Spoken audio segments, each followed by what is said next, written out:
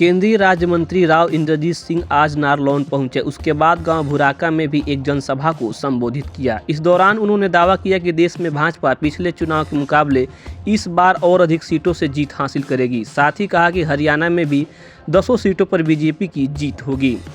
मंत्री राव ने कहा कि हमारी सरकार ने कोविड के दौरान लोगों को मरने से बचाया। यही नहीं, 80 करोड़ लोगों को मुफ्त में राशन दिया जा रहा है। उन्होंने कहा कि भाजपा ने जन सेवा के कार्य किए हैं, इसी वजह से अर्थव्यवस्था के मामले में भारत विश्व के चौथे स्थान पर पहुंच गया है। अगले 4 सालों में हम जापान को पीछे छोड़कर तीसरे स्थान पर भी पहुंच जाएंगे। बीजेपी किस मुद्दे पर चुनाव लड़ेगी, किस तरह विकास को आप देखो, बीजेपी तो चुनाव लड़ेगी सिर्फ विकास के काम के ऊपर। जितना इंफ्रास्ट्रक्चर डेवलपमेंट हुआ है, जितनी चिकित्सा की सुविधाएं उपलब्ध करवाई गई हैं, जिस तरह से कोविड के दौरान लोगों को मरने से बचाया गया है, 80 करोड़ लोगों को मुफ्त में राशन दिया है और कई सालों तक दिया, अभी भी दे रहे हैं।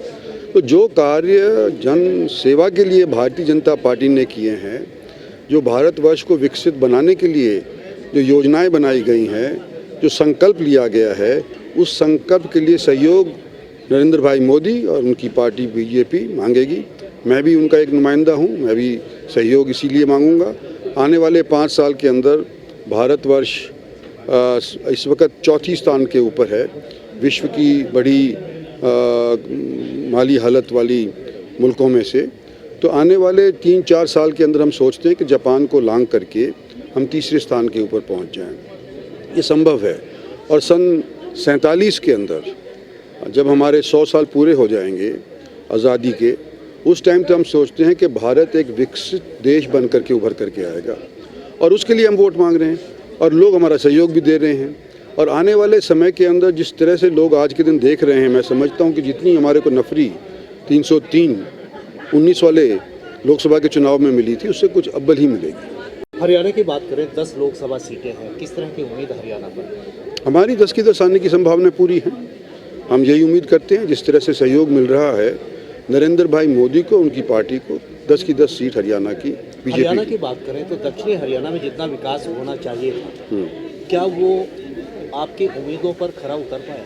देखो, विकास कभी भी जितना उम्मीद करते हैं उतना नहीं हो पाता, लेकिन इस बात की संतुष्टि मुझे है कि जितना भी विकास हुआ है, कोई एक स्थान के ऊपर नहीं हुआ, बट करके हुआ है, सारे हरियाणा के अंदर हुआ है। तो हमको जितना भी मिलता है, रोटी का टुकड़ा मिल रहा है ना बराबर का, उससे हम खुश हैं। लेकिन दक्षिणी हरियाणा के लोगों की एक मांग रही है लंबे समय से कि दक्षिणी हरियाणा से मुख्यमंत्री बने। क्या कहना चाहिए? देखो, मुख्यमंत्री तो पार्टी बनाएगी भैया, जनता पहले पार्टी चुनेगी जाएगी। हाँ, तो वो तो पार्टी जब एमएलए बनाते हैं, पहले तो पार्टी टिकट देगी, टिकट के बाद एमएलए जीत करके आएंगे, फिर एमएलए चुनेंगे और पार्टी के जानकारी के अनुसार फिर जो भी वो चाहते हैं उसकी। देखो, मैं ये इस क्षेत्र का सहयोग मुझे मेरे बाबूजी को हमेशा मिलता आया है। मैं इस तौर के ऊपर सौभाग्यशाली हूँ कि 36 बिरादरी के लोगों ने मेरे पिताजी का सहयोग दिया। इसी वजह से है कि शायद हरियाणा में 5 बार और कोई लोकसभा का चुनाव नहीं जीत पाया है। उम्मीद करता हूं कि 6ठी बार भी हमारे को पार्टी टिकट देगी और इसको भी हम जीतेंगे। तो ये जो दक्षिणी हरियाणा का एरिया है ना, ये मैं इसको अपने घर से अव्वल समझता हूँ। उन्होंने कहा कि सन 2047 में जब 100 साल आज़ादी के पूरे कर लेंगे, उस समय हम मानते हैं भारत एक विकसित देश बनकर उभरेगा और हम उसी के लिए जनता से वोट मांग रहे हैं। दैनिक सवेरा के लिए नारलौन से नितिन शर्मा की रिपोर्ट।